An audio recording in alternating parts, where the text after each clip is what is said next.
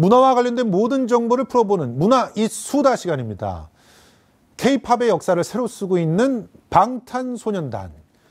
최근에는 한국 가수 최초로 유엔 연설을 하기도 했죠.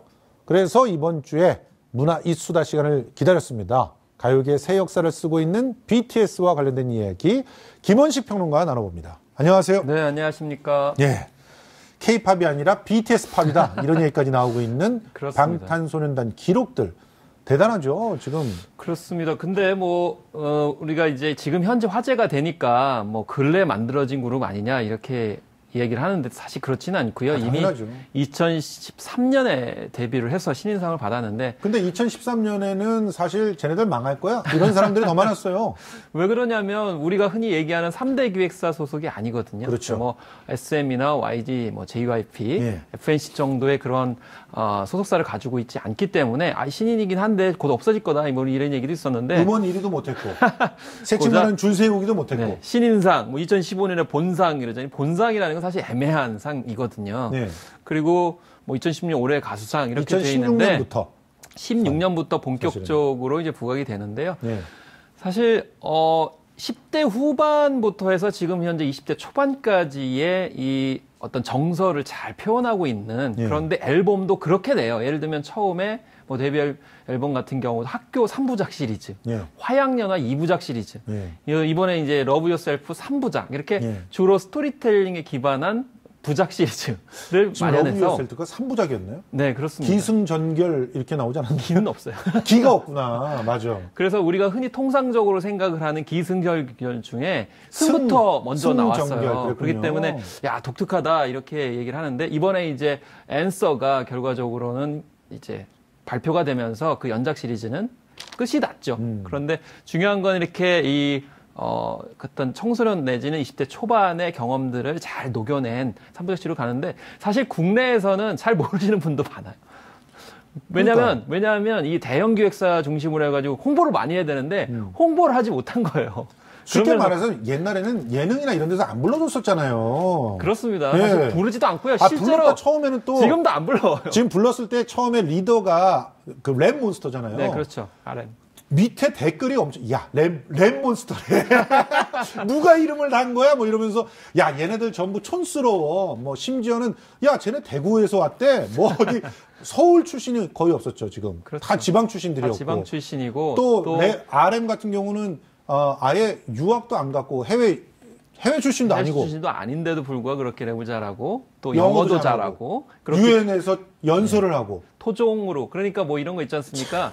국내에서도 열심히 영어 공부해서 옛날에 이보영 씨인가요? 국내에서도 열심히 영어 공부하면 영어 잘할 수 있어요. 네. 이렇게 얘기한 거를 실제로 보여줘가지고 또 깜짝 놀라게 맞습니다. 했었죠. 네. 사실은 자기네들이 너무 안 뜨고 불러주는 데가 없어갖고 자기네들끼리 찍고 까불고 놀던 것을 유튜브에 올렸던 게 오히려 아미들을 갖다 끌어오고 완전히 결속을 시켰던 그런 계기가 됐어요. 그래서 이제 제가 이제 자주 말씀드린 에피소드가 있는데요.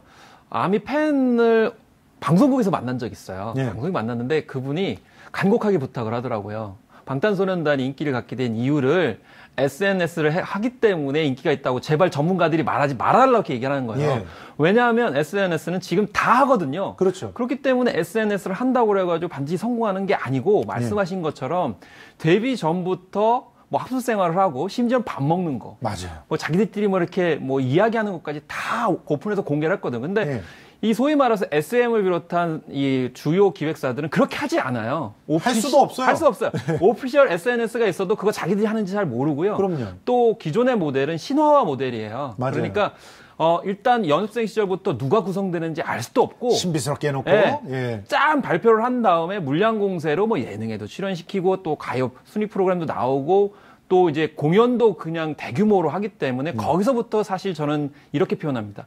사육당하는 거거든요. 그렇죠. 사람들이 반복 노출 효과 때문에. 신들로 사육당한다는 게 이게 굉장히 아이러니한 얘기죠. 그래서 요즘의 트렌드는 사실 YG 같은 경우도 어떤 특정 케이블 채널을 통해 가지고 멤버를 구성하는 이유가 거기에 팬들을 참여시키는 거거든요. 네. 마찬가지로 방탄소년단이 이렇게 대규모 어떤 그룹으로 세계적인 인기를 끌게 된 것은 바로 팬들, 아미를 적극적으로 끌어들이면서 일종의 우리가 흔히 얘기하는 것처럼 참여시키고 키워가는 성취하는 맛, 이거를 같이 상호 소통을 했기 때문에 탄탄한 그 지지자가 되는 그런 과정들에 좀 주목을 해볼 필요가 있고 이거는 아이돌의 기존 판도를 완전히 바꾸는 것이고 맞습니다. 마케팅 측면에서도 교과서를 새로 써야 되는 새로 써야 되죠. 그런 사실상. 이제 기록들을 낳고 있는 거죠. 그런데 우리나라 대형 기획사들은 이런 걸 엄두를 못 낼 것 같아요. 왜냐하면 할 수가 없어요. 지금 이들 같은 경우는 돈도 없었고 네. 자기를 알릴 수 있는 방법도 없었고 불러주는 방송사도 없었고 그러다 보니까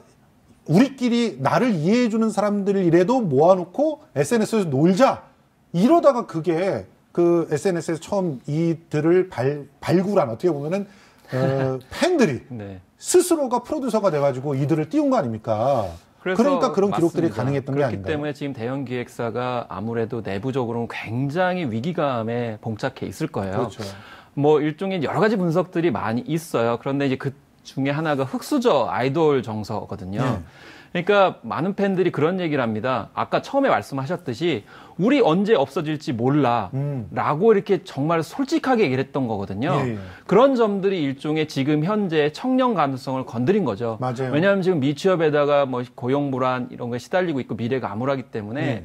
아니 대부분 아이돌 하면 미래가 뭐 예를 들면 대형 기획사 같은 화려해야 경우는 되는데. 2, 3년만 하면 예. 그냥 세계적인 스타가 그냥 되는 예. 거예요. 자기의 능력과는 상관없이. 근데 이 친구들은 자기 능력도 있고 정말 음악성도 뛰어남에도 불구하고 대형 기획사가 아니고 열심히 함에도 곧 사라진다고 하니까 마치 자기의 이야기인 것처럼 맞아요. 느껴지니까 최소한 방탄소년단 성공시켜야 되겠다. 이런 지인가를 가지고 있는 측면들은 인정을 받아야 된다. 이렇게 얘기한 거고요. 사실 또 방탄소년단 이름에도 스토리가 있잖아요. 그렇죠. 대부분 이제 방탕이라고 잘못 발음할 수도 있는데 여기서 방탄은 누구를 지켜주기 위한 방탄복을 뜻합니다. 그러니까 그렇죠. 10대 혹은 20대의 젊은이들, 특히 세계적인 어떤 글로벌한 젊은 세대를 모두 다 대변을 하겠다. 그러니까 뭐 아미 같은 경우에도 거꾸로 그러면 우리는 방탄소년단을 지켜주는 군대, 아미가 되겠다라고 얘기를 하니까 서로 상호 시너지 효과를 내서 탄탄한 입지를 갖게 되고 방탄소년단은 틈만 나면 우리가 있게 된 것은 아미가 있기 때문이다. 예. 이렇게 이야기하는 여가 뭐 이런 과정이 있었기 때문이라고 볼 수 있는 거죠. 그러다 보니까 이들은 보면은 자체 성장들을 계속 하는 것 같아요. 초기에는 굉장히 좀 뭐랄까 문지아 컨셉의 그런 가사들도 많았고 그래서 뭐 여혐 네. 오해에도 시달리기도 했고 네. 실제로 그런 가사들을 아직까지도 이들을 괴롭히고 있는데 계속적으로 가사가 사회에 대해서 같이 얘기하고 특히 그렇습니다. 젊고 아파하는 청춘들과 함께 나누는 그런 가사들이 막 계속 네. 늘어나면서 이제는 자기 스스로를 사랑하라는 얘기로 유엔 연설까지 하게 된 거 아니에요. 그게 이제 자기 조직화, 자기 진화라고 하는 건데 생각해 보면 청소년 시기는 사실 도전하는 거죠. 그렇죠. 그러면서 좌충우돌하기도 하고요. 맞아요. 근데 이제 그 뜻이 뭐 자기의 이익을 편취하기 위해서 범죄를 저지르는 것이 아니고 네. 고민과 방황을 하는 와중에 말씀하신 이제 가사들은 나올 수가 있어요. 근데 네. 방시혁 프로듀서가 그런 얘기를 했어요. 자기는 처음에 소위 말해서 초기 세팅만 했다는 거죠. 예. 그런 다음에 간섭을 이제 하지 않고 자기 스스로 진화하도록 내버려뒀다 이렇게 얘기하거든요.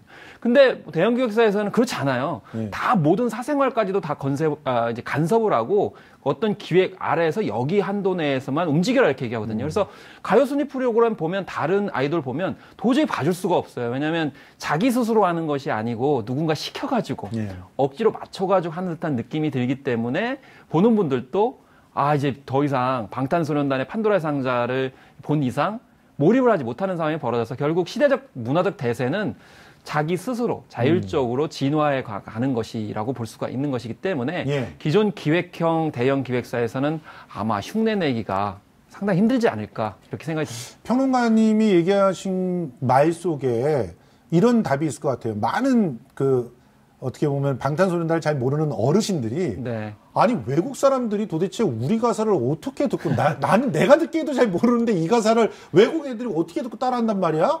이렇게 질문을 하는데 네. 그 질문에 대한 답이 거기 있는 것 같아요. 거기에 좀 한 가지 더 덧붙여서 말씀을 드리면 대개 이제 우리가 음악을 연구할 때 특히 이제 국문학 출신 연구자들이 그렇게 연구해요. 다 맞아요. 가사 분석해가지고. 예, 예. 그런데 음악을 들을 때 사실은 가사 자체로 듣는 거는 어떻게 보면 좀 약간 좁은 범위이고요.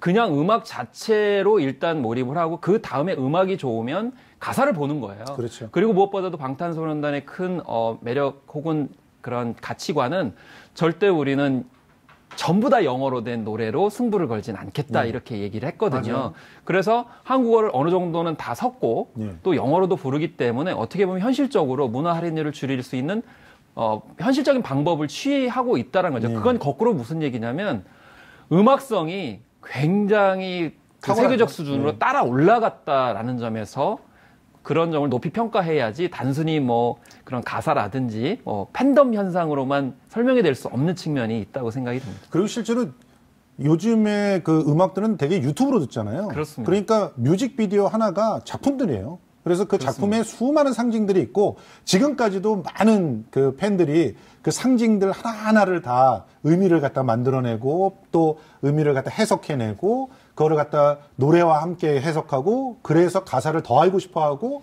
그러다 보니까 한국어를 배우게 되고 그러다 보니까 이제 나중에는 엘비스 프레슬리나 지금 프랭크 시나트라가 세운 그런 핫백과 빌보드 200을 동시에 막 진입시키는 그런 일들을 그렇죠. 2번이나 해냈잖아요. 그래서 제가 좀 에피소드가 있는데 어떤 가수분께서 이런 말씀을 하시는 거예요. 아이고 빌보드에 여러 가지 차트가 있는데 뭐 여러 가지 차트에서 순위에 오르는 건 뭐 다른 가수도 요즘에 다 하자 그래서 빌보드 200입니다. 그랬더니 빌보드 200? 와 200은 그거 대단한 건데. 앨범 차트예요. 네, 앨범을 실제로 사는 거죠. 근데 그렇죠. 그 앨범을 사는 주체가 한국 팬들이 가서 사는 게 아니고 외국 사람. 유럽이나 그러니까 인종으로 얘기하면 백인 아니면 흑인, 심지어는 히스패닉, 뭐 이런 다양한 인종들의 사람이 산다는 거죠. 심지어는 최근에 뉴욕 공연이 있었는데 거기에 캠핑 팬들이 등장했어요. 난리가 났어요. 공연을 하기 위해서 전날부터 캠핑하면서 거기서 하는 거죠. 그런데 그 팬들이 아시아 계통이 아니고요. 백인들이었다라는 거예요. 그렇기 맞습니다. 때문에 빌보드 200까지 올라갔다는 것은 결국에는 그만큼 음악성을 인정받았고 무엇보다도 이제 착각을 이제 뭐 맺혀서 많이 심어주는데 빌보드에서 높이 평가하는 것은 1, 2, 3위가 아니고요. 차트에 얼마나 오래 남아있는가예요. 그렇죠. 그래서 이 러브 유어셀프 3부작 시리즈는 3개가 모두 다 빌보드 200에 올라갔고요. 지금 그렇죠. 예, 심지어는 빌보드 승하가 같은 경우는 1년 동안 1년 동안 그 차트 안에 남아 있었고 그렇기 때문에 어느 날 한순간 나와가지고 뭐 1위하고 뭐 금메달처럼 그렇게 하는 것이 아니고 오랫동안 팬들의 사랑을 받고 빌보드 차트 안에 유지하고 있었다라는 것은 실체가 그만큼 있다라고 이제 볼 수가 있는 거죠. 자, 그럼 결론을 내봅시다. 방탄소년단이 결국은 성공할 수 있었던 것은 동시대성을 획득했다는 건데 그것도 특히 전 세계 젊은이들의 공통된 아픔들을 잘 달래줬고 그들을 지키는 그야말로 전사들이 돼 있었단 말이에요. 그리고 그들의 문제를 적극적으로 알리고 그들의 그 어떤 해결 방안들을 같이 모색하는 그런 모습들을 보였다는 건데 앞으로 이런 전설들이 계속 더 이어질 수 있을까요? 그래서 방탄소년단의 모델은 어떻게 보면 쉽게 얘기를 할 수 있지만 또 거꾸로 보면 아무나 흉내낼 수가 없어요. 그렇죠. 일단 정직해야 되고 소통을 일단 기본적으로 해야 되고요. 그리고 기존과는 다른 게 뭐냐면 우리는 그동안 우리 것이 소중한 것이요, 우리 것이 세계적인 것이라고 했어요. 중요한 건 말씀하신 대로 세계 젊은이들과 같이 호흡하는 문화를 맞습니다. 대중문화, 음악뿐만이 아니고 대중문화 전반, 특히 문화 전반으로 확산할 필요성이 우리한테 과제로서 있다고 생각이 듭니다. 쫓아가는 것도 아니고 우리 것만 고집하는 것도 아니고 그렇죠. 서로를 이해하고 서로의 마음이 돼보는 거. 거기서부터 방탄소년단의 성공 비결이 있지 않았나. 그렇죠. 상호 소통과 그렇습니다. 상호 협력, 같이 동반자적이었던 정서들이 굉장히 중요할 것 같습니다. 네, 지금까지 김호식 평론가와 함께 해봤습니다. 고맙습니다. 네, 감사합니다.